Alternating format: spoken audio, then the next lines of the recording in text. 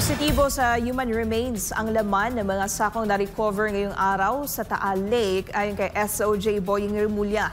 Samantala, 3 bangkay na una raw nagpalutang-lutang sa lawa ang hinukay na ng mga otoridad sa Batangas na posibleng maikaugnayan sa kaso ng mga nawawalang sabongero. Si Margot Gonzalez magbabalita. 4 na sako ang na-recover ngayong araw ng technical divers sa nagpapatuloy na search and retrieval operation sa lawa ng Taal, ayon kay Justice Secretary Jesus Crispin Remulla.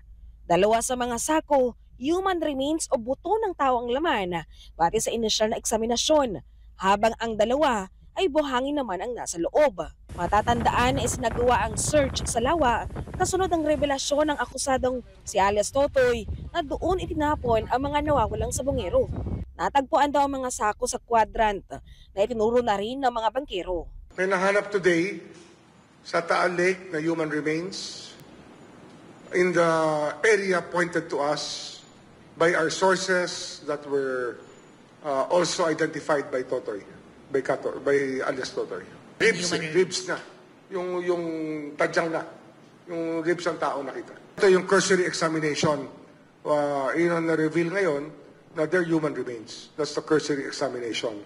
But the laboratory and the forensic laboratory have not acted on this matter yet. Samantala sa Taal Lake raw muna nagpalutang-lutang ang 3 bangkay na hinukay kahapon ng mga otoridad sa sementeryo ng Laurel, Batangas. Wala umanong nag-claim na pamilya sa mga bangkay nang matagpuan ang mga ito noong taong 2020. Pinaghihinalaan nilang konektado ang mga ito sa isabong dahil sa sandong pang-basketball na nakita daw sa isa sa mga katawan. Ang basketball uniform na nakita, pamilyar daw sa testigong nakausap nila kahapon. There was a clue that somebody in our meeting yesterday said that that uniform looked familiar. Basta merong suot yung, may clothes na nahanap that looked familiar. Basketball uniform. Sando. Sabi ng kausap namin kahapon, familiar yan. Parang yan, malamang yan. Yun ang galing sa Lipa. Habang ang isa'y posibleng babaeng buntis na tinukot sa Lipa, Batangas, na isa rin sa mga nabanggit ni alias Totoy.